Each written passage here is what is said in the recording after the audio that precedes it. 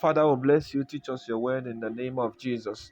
This is the ministry of Moses, part 27. And we are going to take our text from Exodus chapter 18, from verse 1 to 6. Now, let us consider verse 1 to 3.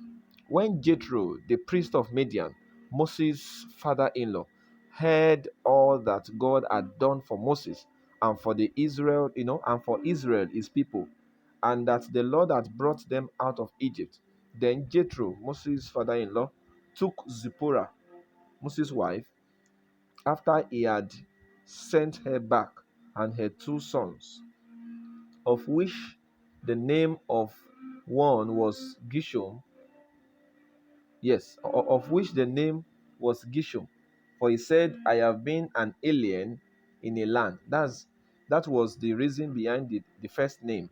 Now, from this, it was clear that, from this you can see that ministry is not butter and bread, as many people think. It got to a point in the ministry of Moses that Jethro, the priest of Midian, who was the father of Moses' wife, have to take the wife. He said, "You please come and bring your children, because with the way this your husband is doing ministry, you may not be safe." So Jethro had to take the wife and the two children and wait until he sees that everything is safe around Moses before returning them. He knew Pharaoh was a very dangerous personality, since he would not want the wife and the two innocent children to be assassinated. He had to take them far away from him. He knew if it is only Moses, to escape and to run for his life will be easy if that time comes. So those periods when Moses was interacting with, those periods when Pharaoh was interacting with Moses, this man of God had no wife with him. But yet there was no record that he slept with any other woman. He kept himself from, he kept himself and maintained sexual purity while his wife and children were away from him. Assuming his wife was not around and the children were there, we could have said, well, that was why he could keep himself, because he knows the children will tell the mother. But in the case of Moses, both the children and the mother were not around. They were with the father-in-law. Yet Moses kept himself pure. He kept himself away from sexual sin. I hope you know how influential Moses was. For the fact that he didn't meet with any other woman means that he is a disciplined man, a kind of person that knows God and loves to keep his instructions. You know, with Moses' level of influence, no lady in Egypt and among the Israelites can say no to him if he desires to have her as wife. Moses was so influential that he was greater than the king of the land, yet he kept himself. Listen to me. Those who cannot control their sexual urges are weak. If anytime you have the urge for sex, the only thing to cure it is to have sex, bro, sister, you are weak. You must be able to control yourself first before God will give you the mantle of leadership. You are not qualified to lead others if you cannot control yourself. Every man is a leader, first of himself before others. You have the responsibility to lead yourself first before you lead others. How well you lead yourself is what will determine how well you can lead others. As a leader, keep yourself from sexual sin. That people are becoming vulnerable to you due to their respect and regard for you does not mean you should exploit them. Be decent and godly. It was after Jethro saw that Moses have gained victory over Pharaoh that he brought back his wife and the children. When people see the hand of God heavy on you, they will come closer to you.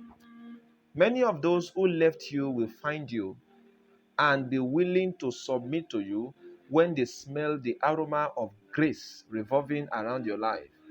People won't follow you because you know how to beg. They will only follow you when they can visibly see God around you. In verse 5, the Bible revealed that Jethro and the people he was coming, the Bible revealed that Jethro,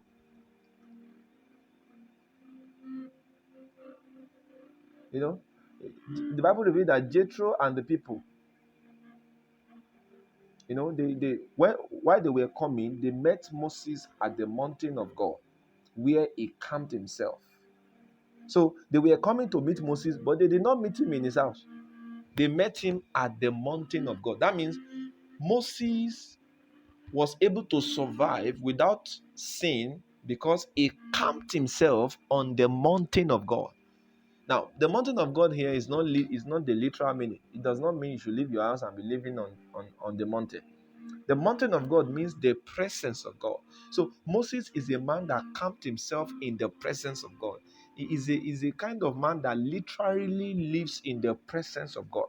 I want you to notice, in the presence of God, sin cannot survive. So that was why Moses was able to keep himself from sexual sin even when his wife was far away. Why?